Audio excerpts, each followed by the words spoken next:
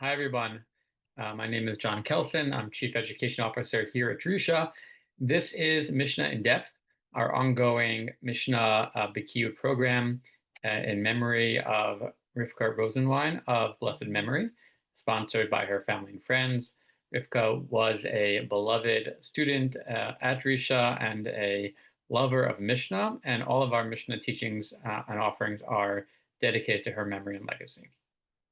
This is the final session, number 6 of Mishnah Avot. The first three were given by my colleague, Dr. Chanan Gafni, and I've been privileged to pick up the mantle and continue. Please join us next week for the beginning of Mishnah Horayot with another colleague, wonderful teacher, Rabbi Dr. Josh Culp. And that'll be another wonderful opportunity. Please do tune in for that as well. And I wanted to focus today on a Mishnah, which is also from the first chapter of Avot, but relates to a broader, I'd say, theme of Mishnah, the Tractate Avot at large. We spoke about in the past about the theme of discipleship, what it means to be a Talmid Chacham, as well as a teacher of Torah. And actually, in a way, today's Mishnah, which I wanted to focus on, continues that theme, but adds another element. And that other element is the element of peace. Let me read the Mishnah and then I'll explain. So this is Mishnah chapter 1, Mishnah 12. Hillel v'Shammai kiblu mehem, that the pair Hillel and Shammai, the famed progenitors or heads of what will become the houses of Hillel and houses of Shammai, Beit Hillel, Beit Shammai. Hillel and Shammai received the tradition from the pairs before them, and Hillel would say as follows. We have a few teachings names of Hillel, but here's one, the name of Hillel. Hillel would say, Hevi mitamidav shel Aharon, be of the disciples of Aaron. Aaron the priest, Aaron, who we know from brother of Moshe and Miriam, Aaron HaKohen. Be of the disciples of Aaron, Ohev Shalom v'Rodev Shalom, lover of peace and pursuer of peace. Ohev et habriot, lover of, here they translate mankind or of creations, umekarvan la Torah, and drawing them close to Torah.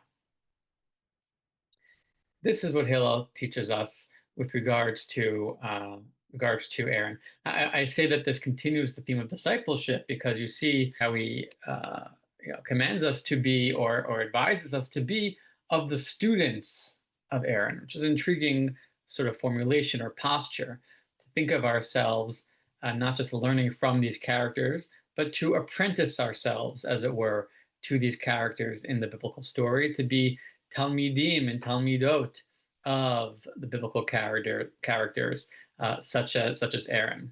I'll note, inter alia, that in the name Avot, and this also is review of things that have been said in this series before, the name Avot has a couple of possible meanings, and already the Rishonim point this out.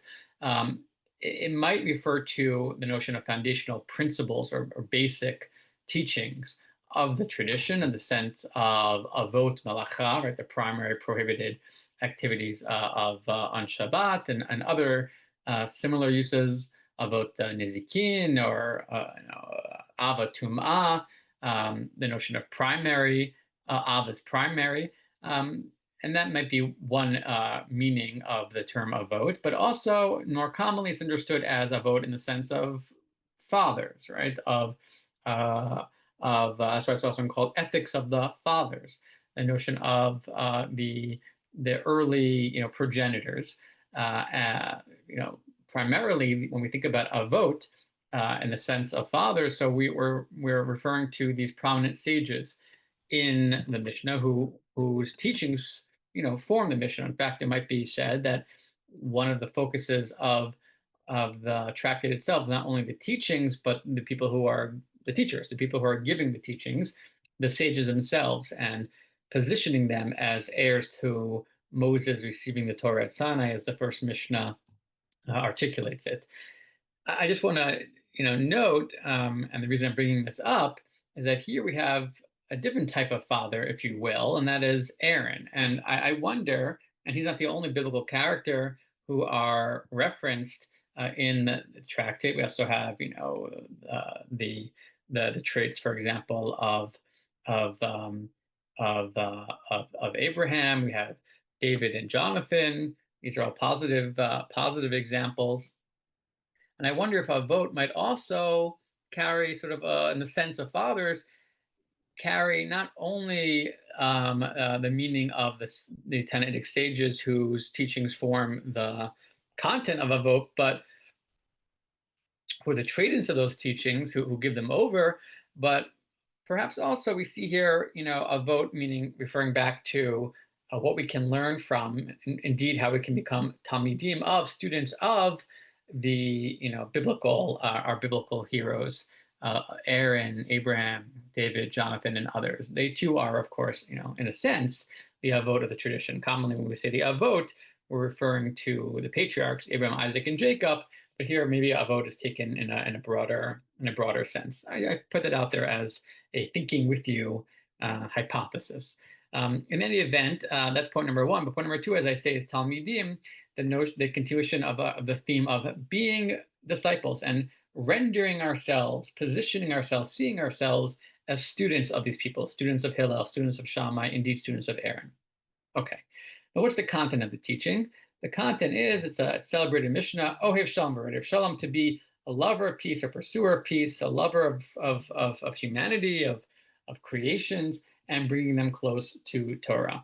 And there's lots to be said about this Mishnah, but here I want to focus on two questions, or two things. One, where do we get the idea that of all the characteristics or way in which we would have thought to characterize Aaron, that Aaron is the quintessential lover of peace, pursuer of peace, lover of the briot, and one who brings them closer to Torah? Where does that come from?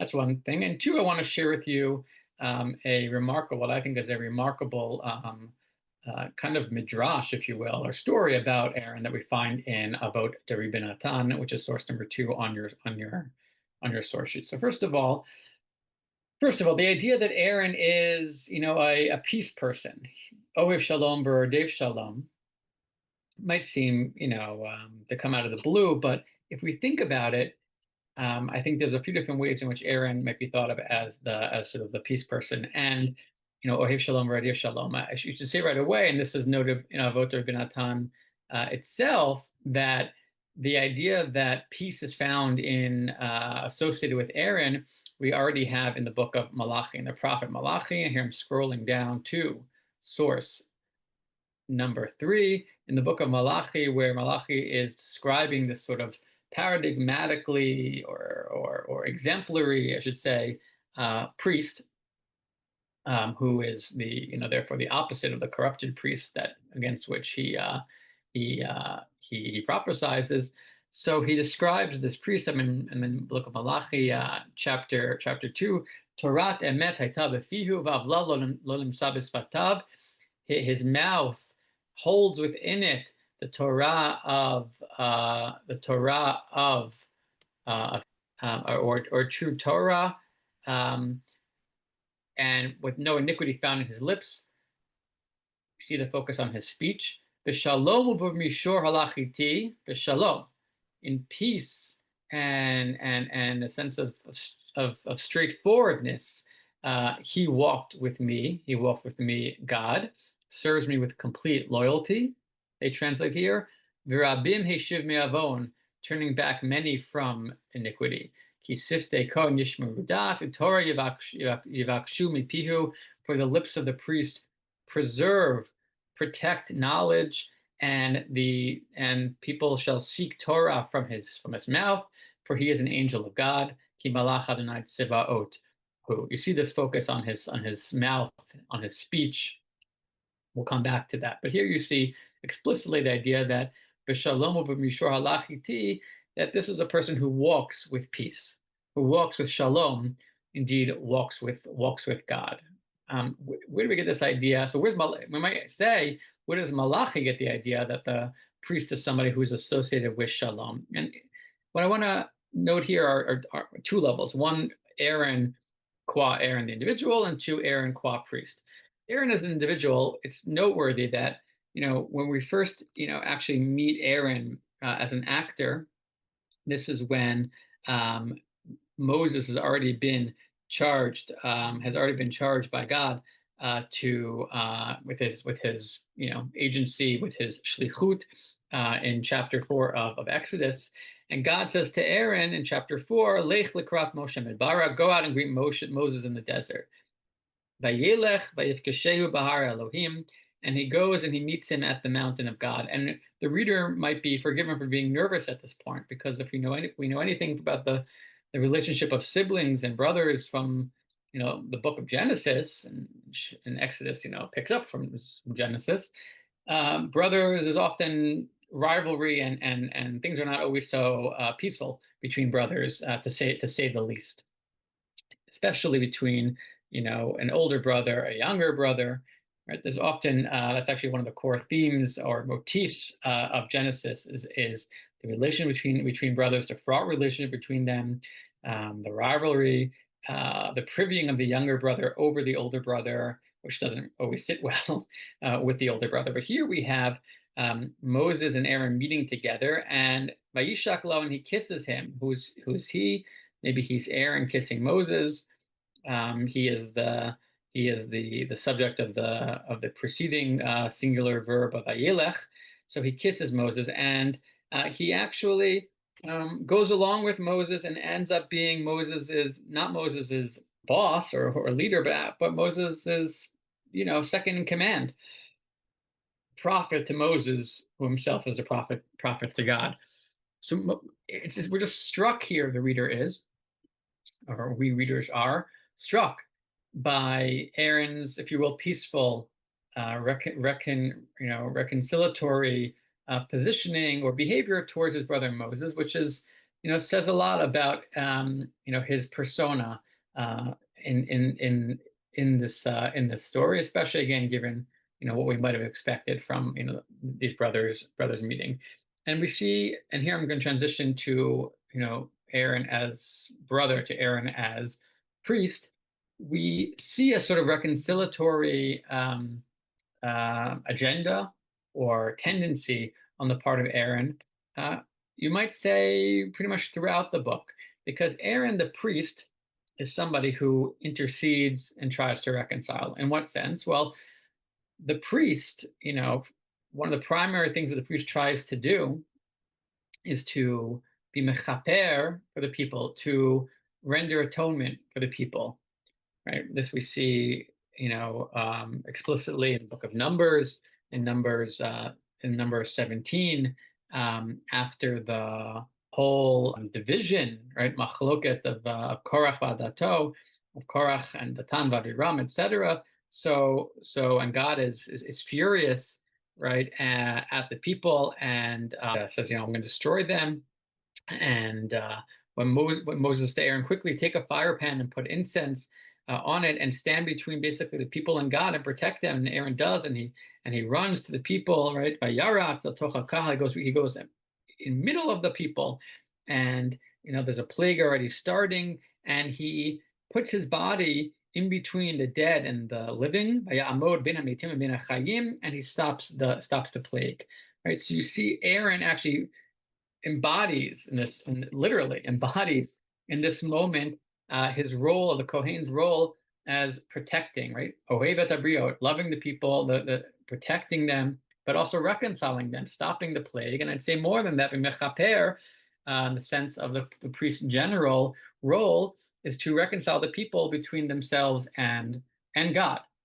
Okay, so the Kohen's, we might say that the Kohen's primary role, maybe one of the Kohen's primary roles, or maybe the primary role of the Kohen, is to be someone who is, in the words of Hillel, Ohev Shalom v'Rodev Shalom, right? Is chasing, is Yaratz Ara, is chasing after, is pursuing peace, is trying to reconcile. This I've spoken so far, basically vertically, that's just between the humans, the people and God, but also we might say between the people, right? And that notion of Aaron, the priest, as the reconciler, the great reconciler, not only between vertically between humans and God, but also between humans and other humans, people and people. That's picked up on in source number 2, a remarkable story from Avot the Rabbi Natan, which I really which I want to share with you. Avot Natan says as follows: Ohev Shalom Ketzad Melamed Shehei Adam Ohev Shalom BiYisrael Ben Kol Echad VeEchad.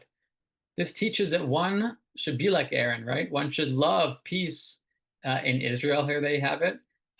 Between individuals, Kederach Shaya Aaron Ohev Shalom Ben Kol Echad VeEchad, and it cites this verse from Malachim. And when it says that he returned many from sin, Rabbim Heshiv Me Avon, right? Again, the priest's role of being mechaper, of affecting tshuva, if you will, of pulling people back from sin and reconciling them.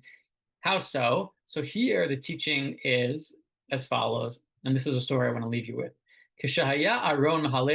When Aaron would be walking along the road, right? And you note that Aaron, you might have thought that the priest would be sequestered, in the temple, or either physically sequestered there, or psychologically, right, not involved with the people. But as I said before, and I stressed before, Aaron is betoch kahal, is among the people. When he was walking along the road, pagabo adam rasha, he would meet a bad person, the adam rasha. It's not clear, by the way. Does he know he's a bad person? Is it just the person look like a normal person? But we know the reader, the omniscient narrator, is telling us that this person is bad. Unclear.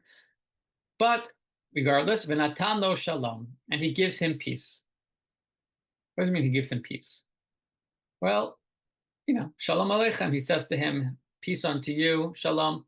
He gives him peace. But I should pause here and note that I kind of hid the ball, because if you think about Aaron as somebody, or priests as people who offer peace, who affect peace amongst the people, I mentioned Malachi, but really the primary source for this is the commandment, which we find also in the book of Numbers, in Parshat Naso in chapter 6, the mitzvah of Birchat Kohanim, the commandment of blessing the people, because God says to Moshe, say to Aaron and his sons and his children, Lemor, Ko tivarchu b'nei Israel amor lahem. Here's what you should. So shall you bless the people of Israel.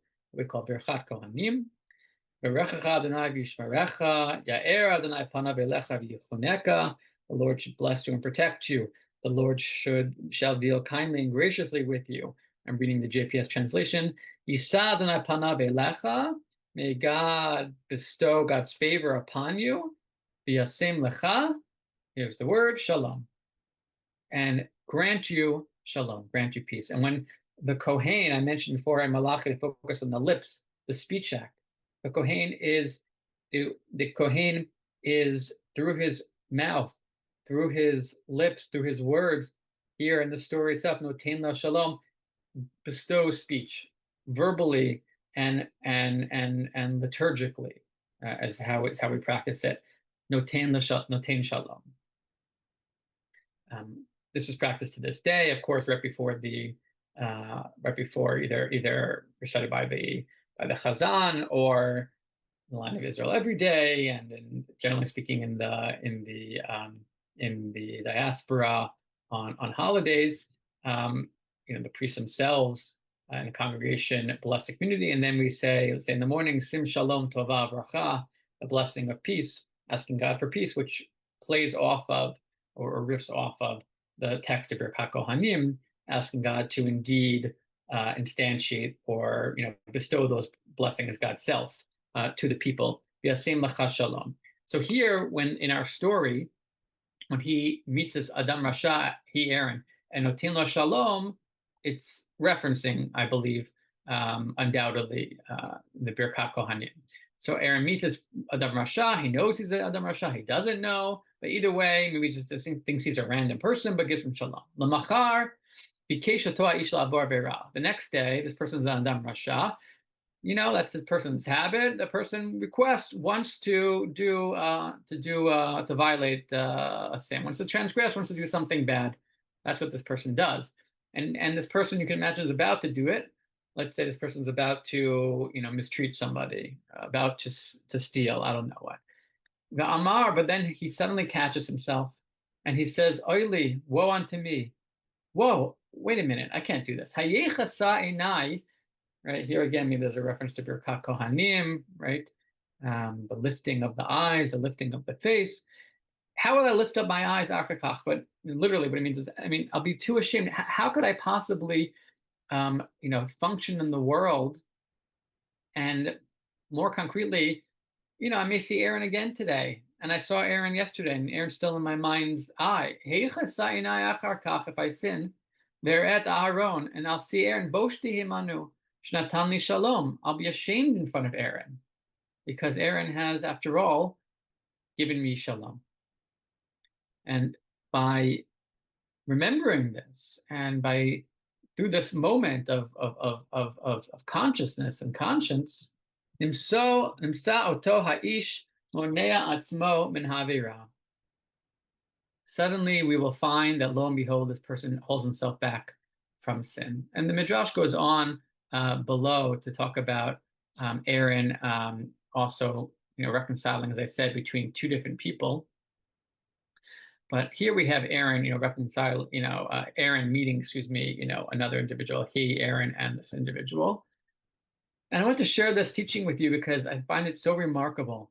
The notion that Aaron is an Ohev Shalom, V'Rodev Shalom, Ohevat Habriot, U'Mekarvan LaTorah. One gets the sense that the first three of those characteristics are what yield the fourth. That is to say, because Aaron loves peace and chases peace, and in fact loves the people that he meets, he loves this Adam Hashem, Noten lo Shalom, and gives him peace, doesn't critique him, doesn't ignore him, doesn't remove himself from him. Noten lo Shalom, but the simple gesture, Shalom Aleichem, V'yasem lecha Shalom, that person finds within themselves the capacity to improve. And no longer is this person actually, if his new habit, if his new behavior becomes a habit, no longer will be actually Adam Rasha. So he's actually changed this person. He's been mechaper for this person. He's helped this person do tshuva. And that is the role of the priest writ large, right? To help the people draw closer to God, to what God demands of them, what God demands of us. So having Talmidav Shel Aaron challenges us, I would say, and I left you many other sources, interesting continuation of this midrash and some other interesting sources to consider. I'll leave that to you. But what this midrash challenges us, I think, is to be the students, this midrash, and then Avot Natan as a midrash, and then the Mishnah teaching of Hillel himself, of course, is challenging us to be students, to be talmidim, to see ourselves as disciples, to apprentice ourselves to Aaron the priest, who functions in this sense and in this story as the promulgator and the embodiment of peace itself, Noten lecha Shalom, Natan lo Shalom, to try to be the type of people who, just by virtue of interacting with others, raise up the briot and therefore Mekarvan LaTorah. So thanks for being with us here. I hope that this brief series on Mishnah Avot has deepened your understanding of Avot and perhaps piqued your interest to study it even more deeply, certainly along with Avot Natan. And again, invite you to continue learning with us as we turn to our next adventure next week. Thanks as always, and be well.